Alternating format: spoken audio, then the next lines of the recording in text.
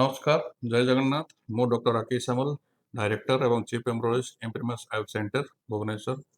September 5 तारिख शनिवार दिन इम्प्रिमस आईएफ एक विशाल परामर्श शिविर आयोजन कर भी दंपति सुखर वंचित अच्छा पितामाता हबार बारंबार चेष्टा कर विफल होती आपण रिपोर्ट को नहीं किसी चिंतित अच्छा किसी कि डाउट अच्छी कि अन्य किसी मतामत नेबाक चाहते जेपरी आप स्त्री बाध्यतार एंडोमेट्रोसिस लो एमएच यूट्रस फ्लाइब्रॉइड रहा फेलोपियन ट्यूब बंद कि डैमेज रहा कि अंडा संख्या कम रहा पीसीओएस पीसीओडी सेपरी आपणकर पुरुष बाध्यतार शुक्राणु संख्या कम रहा शुक्राणु न रहा मोटिलिटी शुक्राणु किसी मोटिलिटी इश्यूज अच्छी मर्फोलोजी इश्यूज अच्छी तो आपण पाखे जदि किसी संबंधी इश्यूज अच्छी रिपोर्ट को नहीं भी किसी परामर्श ना चाहते से मैंने आसी आमर फर्टिलिटी एक्सपर्ट को देखा करी उचित परामर्श नियंतु।